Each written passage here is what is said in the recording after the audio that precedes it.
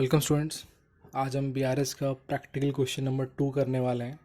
ठीक है, तो आपका सामने स्क्रीन्स पे आपके ये क्वेश्चन है ऑलरेडी। ठीक है, तो एक एक करके आइए ट्रांजेक्शन शुरू करते हैं। मैंने फॉर्मेट बनाया हुआ है। ठीक है, तो जैसे ही क्वेश्चन में लिखा हुआ है कि the balance of cash at bank as shown by cash book of pan and company on 31 December 2016 was 7,500। यहाँ पे सबसे पहले हम लिखेंगे अपना statement, that is debit balance as पर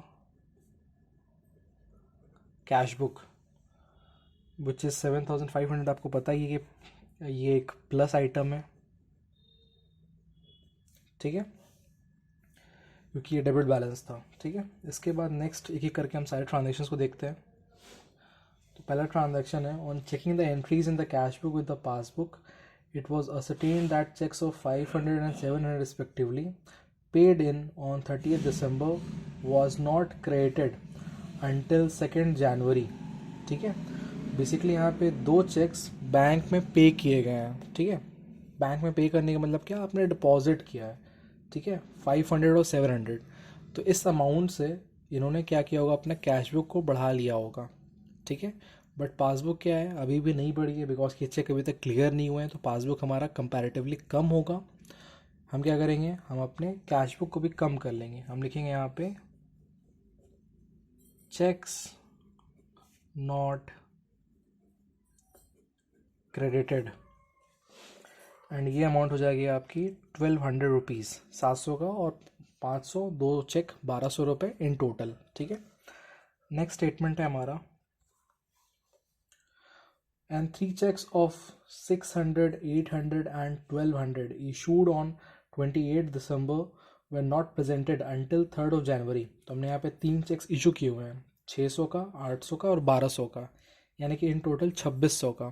तो जब भी आप चेक इशू करोगे, आप क्या करोगे, आप अपना कैश बुक को डिक्रीज़ कर लोगे। ठीक है, बट पासबुक में ये डिक्रीज़ नहीं हुआ है। क्यों? बिकॉज ये चेक प्रेजेंट ही नहीं हुए हैं। जिस दिन तक हम ये अपना बीआरएस बना रहे हैं उस दिन तक ये चेक प्रेजेंट ही नहीं हुआ है। तो आपको क्या करना है, हमने अपना कैश बुक कम कर लिया, हम वापस से इसको इंक्रीज कर लेंगे। हम लिखेंगे यहाँ पे cheques not presented for payment 2,600। ठीक है, नेक्स्ट है हमारा, there was a credit of 125 in the passbook in respect of interest under date 31st December which was not entered in cash book. तो यहाँ पे एक क्रेडिट है पासबुक में जिसकी कैश बुक की कोई एंट्री नहीं हुई है। आपको पता ही होगा कि पासबुक में क्रेडिट का मतलब होता है इंक्रीज़ करना। ठीक है, यानी कि पासबुक आपका इंक्रीज्ड है बट कैश बुक इसकी कोई एंट्री नहीं हुई है। तो हम क्या करेंगे, हम इसको एंटर कर लेंगे अपने कैश बुक में। हम लिखेंगे यहाँ पे interest received by the bank, या इन द बैंक भी आप इसको लिख सकते हो। ये अमाउंट हो जाएगी आपकी 125। ठीक है, नेक्स्ट हमारा है और लास्ट ट्रांजैक्शन है, there were also bank charges debited in the passbook amounting ₹10 which were not entered in cash book. तो यहाँ पे हमने कैश बुक में एक एंट्री नहीं हुई है बैंक चार्जेस की, तो पासबुक आपका कंपैरेटिवली कम होगा। हम अपने कैश बुक को भी कम कर लेंगे। हम लिखेंगे यहाँ पे बैंक चार्जेस, दैट इज़ ₹10। ठीक है, सारे हमारे ट्रांजेक्शन हो गए हैं, हम इसको यहाँ पे टोटल कर लेंगे। सो यहाँ का टोटल आ रहा है आपका माइनस आइटम्स का 1210।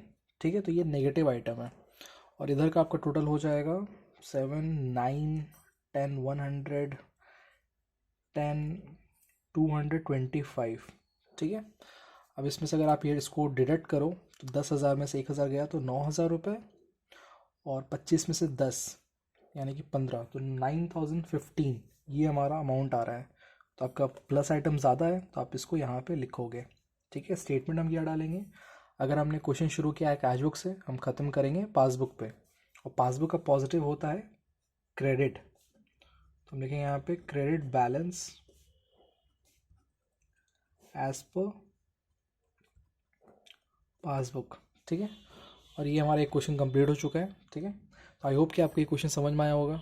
अगर आपको कोई भी डाउट्स है इस पर्टिकुलर क्वेश्चन के रिगार्डिंग तो आप कमेंट्स में पुट कर सकते हो, ठीक है। Thank you students.